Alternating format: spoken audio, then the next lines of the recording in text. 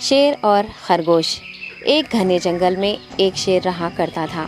وہ تمام جنگل کا بادشاہ تھا، لیکن وہ بادشاہ جیسے پیش نہیں آتا تھا۔ ہر دن بے رحمی سے جنگل کے جانوروں کو کھا جایا کرتا تھا۔ شیر کے خوف سے جنگل کے جانور چھپ جایا کرتے تھے اور خود اپنی بھوک و پیاس کو مار کر سخت مشکلات سے دوچار ہونے لگے تھے۔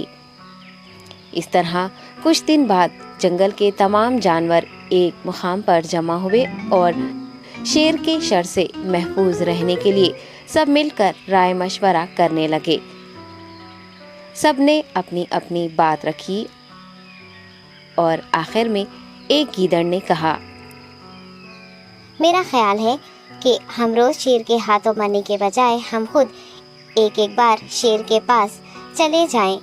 اس طرح روزانہ شیر کسی ایک کو کھا لے گا اور ہم سب اپنی اپنی باری سے چلے جائیں گے اور بلا خوف و ڈر سکون سے زندگی گزاریں گے۔ گیدڑ کے مشورے پہ تمام جانور رضامند ہو گئے۔ ایک بندر نے کہا، ٹھیک ہے، تمہاری بات بالکل درست ہے۔ موت کا خوف کرنے کے بجائے اپنی باری آنے تک ہم اطمینان و سکون کی زندگی گزار سکیں گے۔ جانوروں کی بات چیت مکمل ہونے کے بعد خود گیدڑ نے شیر کے پاس جا کر یہ ساری بات بتائی۔ گیدڑ کی باتیں سننے کے بعد شیر نے کہا، میں بادشاہ ہوں، اس لیے تم سب کی بات مان رہا ہوں، لیکن ایک بات غور سے سن لو۔ اگر کسی دن مجھے جانور ملنے میں تاخیر ہو جائے تو میں خاموش نہیں بیٹھوں گا اور دوبارہ تم سب پر حملہ کرنا شروع کروں گا۔ شیر نے بڑے غصے سے یہ سب کہا۔ شیر کی باتیں سن کر گیدڑ نے سر ہلاتے ہوئے حامی بھر دی اور وہاں سے چلا گیا۔ اس دن کے بعد ایک ایک جانور بلا ناغہ اپنی اپنی باری کے مطابق شیر کے پاس جانے لگے اور شیر سکون سے اپنے پاس آنے والے جانوروں کو مار کر اپنی بھوک مٹانے لگا۔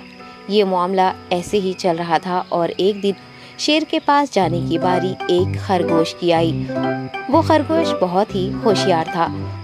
اسے شیر کے پاس جانا منظور نہیں تھا اور اس نے اپنے ساتھی جانوروں کو بے رحمی سے مارنے والے شیر کو سبق سکھانے کی ٹھان لی اور ایک اچھی تدبیر نکال کر آہستہ آہستہ شیر کی گفا کے پاس پہنچ گیا۔ تاخیر ہو جانے سے شیر کافی غصے میں تھا اور خرگوش کو دیکھ کر غصے سے کہنے لگا، میں نے تم سب کو پہلے ہی کہہ دیا تھا، دیر ہو جائے تو میں خاموش نہیں بیٹھوں گا۔ تم نے وعدہ خلافی کی ہے، اس لیے میں جنگل جا کر من چاہے جانور کا شکار کر کھا جاؤں گا۔ تب خرگوش نے شیر سے کہا، معاف کر دیجیے بادشاہ سلامت، غلطی ہو گئی اور اس کا ایک واجب سبب ہے۔ اطمینان رکھیے، میں بیان کرتا ہوں، آپ سنیے اور اس کے بعد آپ آرام سے مجھے مار کر کھا لیں۔ شیر نے پھر غصے سے کہا، وہ کیا بات ہے، جلدی بتاؤ۔ خرگوش نے کہا، بادشاہ سلامت، میں آپ کے پاس آ رہا تھا اور راستے میں مجھے ایک شیر مل گیا اور مجھے مارنے کے لیے آگے بڑھنے لگا۔ میں نے آپ کی بہادری کی بات اس شیر کے سامنے رکھی، لیکن وہ شیر آپ کے بارے میں بہت برا بھلا کہنے لگا۔ یہ سن کر میں نے غصے سے کہا، تم ہمارے جنگل کے نہیں ہو، ہمارے بادشاہ کے بارے میں ایسی باتیں مت کہو۔ یہ سن کر وہ شیر مجھ پر حملہ کرنے کے لیے تیار ہو گیا۔ یہ دیکھ کر میں نے کہا، تم مجھے مارو گے تو ہمارے بادشاہ تمہیں ہرگز نہیں بخشیں گے۔ تب اس شیر نے کہا، تمہارا بادشاہ میرا کیا کر لے گا؟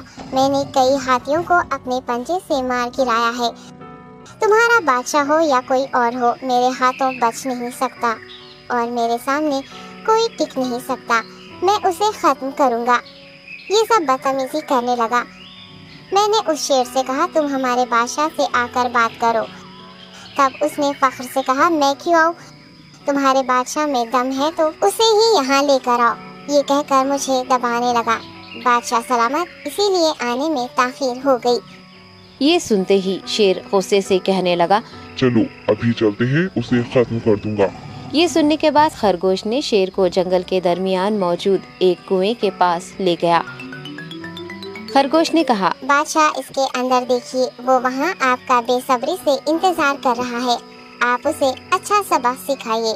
شیر غصے سے فوراً کنویں میں جھانکنے لگا اور زور سے دہاڑنے لگا۔